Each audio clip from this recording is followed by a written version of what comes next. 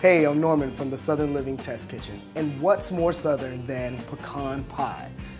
Your grandmother, mine, probably has a recipe or two that we all love, but I was trying to figure out a way that can make this even more Southern, and I figured it out.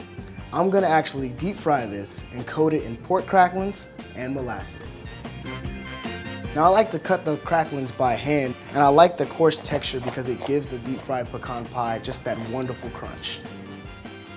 Now I'm gonna add about a quarter cup of molasses to about 2 cups of buttermilk with a couple of eggs, and this mixture is gonna help the pork cracklings stick to the pecan pie before we fry it. Okay, so now I'll get the coating on the pecan pie. And we start out with a little bit of all-purpose flour. Next thing, we're gonna dip it into our buttermilk and molasses mixture. And last but not least, the pork cracklings.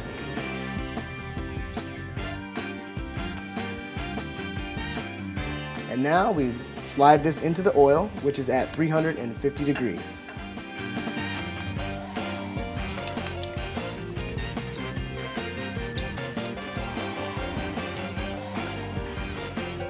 Now you can't have pecan pie without whipped cream, of course, and like a true Southerner, I'm gonna add some bourbon to mine.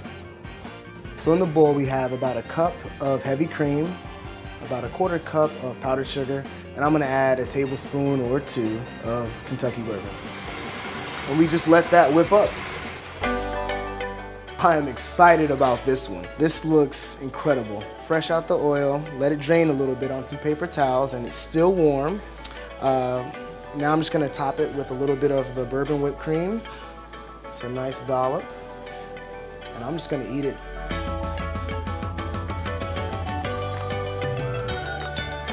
Whoa.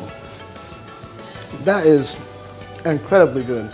As odd as that combination sounds, but it works. The pork cracklings kind of give it this salty, almost bacony kind of taste on the outside. And there's enough sweetness from the pie and the molasses coating, because you definitely picked that up. So good.